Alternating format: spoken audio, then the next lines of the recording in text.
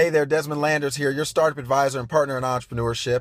Today I want to briefly talk to you about an idea that I had.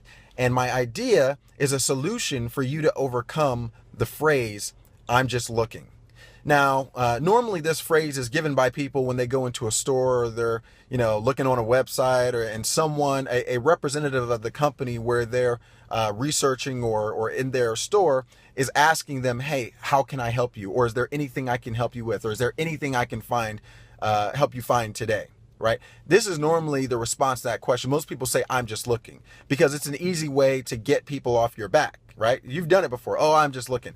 Well, the reality of the situation is that all of us, when we say that, are normally lying. I'll give you an example.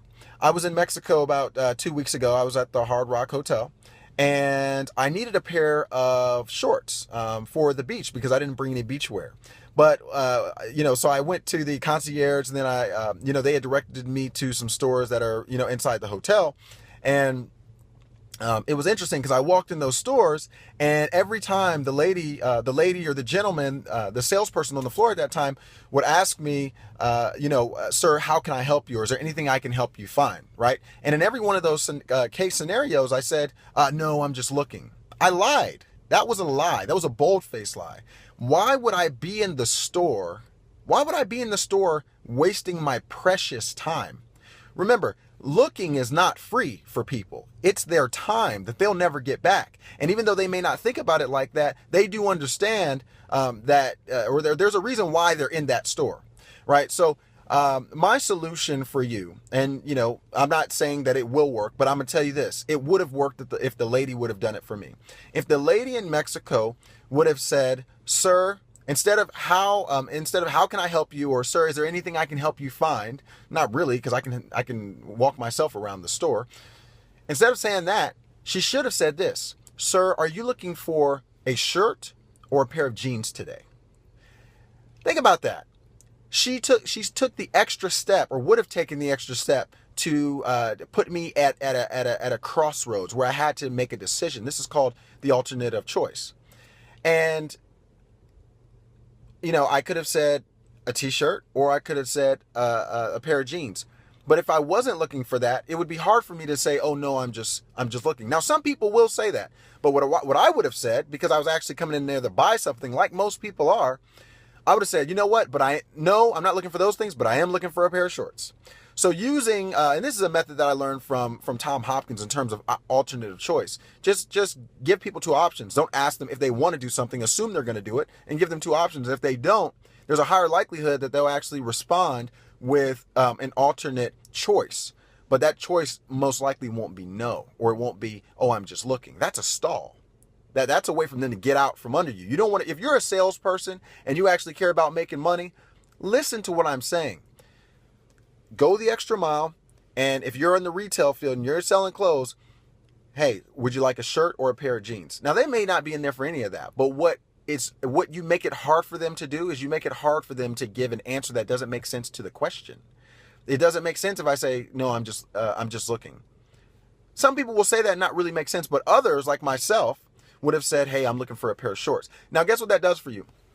That escalates a sale, right? So if you're on the sales floor, your goal is to get sales, because you probably make a small base wage, but you're also getting paid on a commission of the units that you move through the doors when those people walk out. I know this because I worked at Express for Men in Columbus, Ohio, and we were compensated a base plus commission to some degree. This is just standard stuff. So let me fast forward to today, right? So I went to Apple. I bought myself an iPhone, a pair of headphones at Perimeter Mall. So I'm like, okay, let me go into Macy's. Initially, to be honest, I was walking in there to kill a little bit of time to kind of look around. But then, I saw the watch section. I was like, for those of you that know me, I really, I've always had a thing for watches, and I kind of let that die a little bit, but I'm wanting to get back into that. But I walked over there because I was intrigued, and I was like, you know what, man, maybe I'll get a watch today. So what happened is that when I walked up there, the lady asked me, she said, "Sir, is there anything I can help you find today?" And I said, "Oh, no. I lied again. But it's just easy to do. It's almost like second nature, right? So I just lied again. I'm like, "Nah, I don't need any help find anything." But that wasn't the right question. She should have asked me, "Sir, are you looking for a Fossil or a Michael Kors?" And then what I, maybe, would have been able to tell her is that, well, I'm actually looking for neither. I'm actually looking for a citizen with the eco timing or eco feature, whatever that is, right?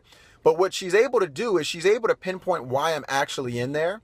And because I'm not in there to waste my darn time. I'm not just looking at stuff if I don't have some level of interest. The thing is, we're taught to fight salespeople. No problem. It's all good. Well, but if you're the salesperson, you're fighting that fight. And this is not a trick. This is just a simple question. This is no different than anything else that your training company is telling you. Go the extra mile. If it's a guy, he may be looking for boxers, or if he may be looking for an undershirt. If it's a woman, she may be looking for a dress. It depends on what department or what you're selling. And this is not just for retail. This could work in insurance. This could work anywhere where you see someone is looking. Don't ask, can I help you find something? Because I'm trained to tell you, even if I'm lying and I know I'm lying boldly to your face, I'm trained to tell you, no, I'm just looking. So ask a different question to get a different result. Now I'm gonna tell you this last part of the story.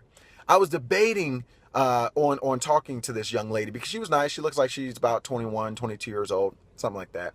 She's probably making like $8 an hour, $9 an hour. Not a lot, but enough to whatever, right? So I was like, you know what? I probably shouldn't say anything, but something inside of me says, you know what, Dezmon? Mention this tip to her just to see if, it may help her. So I said, hey, you know what? I just lied to you. And I know how, and I'm sorry about that. And I'm a salesperson the same way you are. And, you seem like a very nice person when you greeted me. So I just wanted to share an idea that I had a couple weeks ago. I'm not sure if it'll work, but I know it would have worked. It would work on me when I go in and tell people I'm just looking. And so I shared with her, hey, instead of asking me, do I need help? Ask me a different question that gets me closer to helping you as a salesperson get what you want to get to happen, which is to make the sale. So I said, hey, maybe you want to ask people, sir, are you looking for a rubber band on your watch today or a silver band? Well, I could still say, no, I'm just looking, but it kind of doesn't make sense. It snaps me out of the question I thought I was going to be asked as a customer. And now I'm like, you know what? Well, I actually prefer a metal band, but I prefer it to be rose gold. Well, now she has a little bit more information, and the conversation sparked in this sales conversation can continue down the path that might just make that lady some money. Now, do you know what this lady had the nerve to tell me? This young lady had the nerve to tell me? When she heard what I said, I could tell she was getting uncomfortable because she didn't want to be told what to do. And I wasn't trying to tell her what to do. It was just something inside of me. I was like, oh, well, I want to help her. I want to tell her what no one else is going to tell her, right? Because I actually care about her success. The other people, they'll smile at her and tell her, oh, no, I'm just looking. And they don't care about her success because at the end of the day, she's not going to do an exchange with them. And, if she's not selling enough, if she's not hitting quota, she's going to get fired, right? That's why I told her.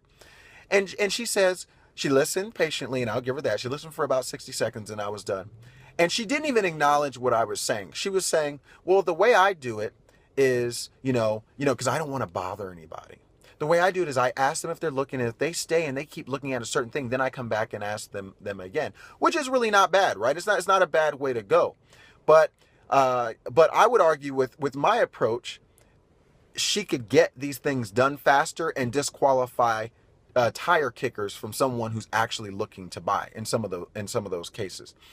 And she proceeded to say, well, I've been doing this for 4 years and I've been pretty successful, blah, blah, blah. Well, I don't know what her definition of successful is, but I can guarantee you she's probably barely hitting quota because I wouldn't buy nothing from her. And the question, she should have asked me, sir, are you looking for this or are you looking for that? And I actually would have took her seriously as a salesperson and probably would have bought something. I had $300 in my pocket. Again, it's not a lot of money. That's chump change. But I had it in my pocket. Had she done the right things and learned about what I wanted, she could have made a sale of $50 or $75 on a little watch today. But she told me, I've been doing this for 4 years, and she was getting uncomfortable and telling me how she does this right. Let me tell you this, salespeople, or anybody for that matter. Just because you have years of experience and time on your side doesn't mean you've been doing things right. A lot of times, especially if you're employed, you can get by doing things just mediocre or barely right and still keep a job. Let me tell you where you can't do that at. You can't do that being an entrepreneur because all of your weaknesses are going to show. And if you have weaknesses in sales, like I had for a long time, and I was selling, but I was not closing, and I was not understanding consumer psychology, there was a major difference between what I was making then and what I was making now. And forget money, right? A lot of you guys know my message is not necessarily about money. My message is an educational message, because education will get you to the money. And when you lose your money again, it will get you back to the money. The only thing that's constant, that's important, is the education. So it's not about the money. But the thing is, if you want to be successful, you're going to have to understand human psychology. You're going to have to ask the tough questions and have discussions about the things people don't want to talk about. They don't want to talk about the fact that they're not buying from you because they don't trust you. They don't want to talk about the fact that they're not going to buy from you because they don't believe in you. They don't freaking like you. They're not going to talk about the fact that they think you're lying to them. They don't think you're credible. They don't think you're telling the truth. People don't do this. They just say, "Oh, I'm not looking. I'm not looking." That doesn't help you. That makes you feel good. "Oh, I didn't bother that person. Oh, that I did what I was supposed to do, and I asked the person, did I need anything?" The same thing my job told me to do. That is not what your company and I say that if you're working for somebody else or if you're working for yourself, that is not what your company wants to do. Your company wants you to move units, period. So the next time you get the question or the response to a question that you've asked and someone says they're just looking, think about Dezmon Landers and think about this video and think about what I said. If you're getting the same results, but you're really expecting a different outcome, you can't keep doing the same thing you've been doing and thinking just because you've been doing it for years that it's the right thing to do. You can't be thinking just because my company told me to do it this way that this is going to work for me. The proof is in the pudding. Either you know what you're doing or you're not. I believe you know what you're doing because you're watching this video. I believe you know what you're doing because you have the intellect and the ability to do these things. The only thing that you got to do is be willing to try new things, whether it's from me, whether it's from your best friend, whether it's from your dad or your mom, whether it's from your boss. You can get this knowledge from anywhere. Doesn't matter about where you get it from. Just try it, because the risk is very minimum. It's 5 minutes. Ask someone, do they want this or that? Don't ask them, can you help them? Because most people, I can guarantee you, they're going to say, "I'm just looking." Why not do something else and why not be great instead of being good? Anyway, that's my story for today. So Dezmon Landers, your startup advisor and partner in entrepreneurship. And the next time someone is looking into your business, they're on your sales floor, they're doing any of that stuff and showing any interest, do not ask them, "Sir or ma'am, is there anything I can help you with?" Pick 2 of the services or products you sell and ask them, do they want this or do they want that? And I guarantee you a higher number of your people will answer with a different response other than "I'm just looking," and that will help you move the sales process along. So anyway, from my car in the parking lot of Starbucks, I wanted to give you that message. Dezmon Landers, your startup advisor and partner in entrepreneurship. I'll talk to you soon.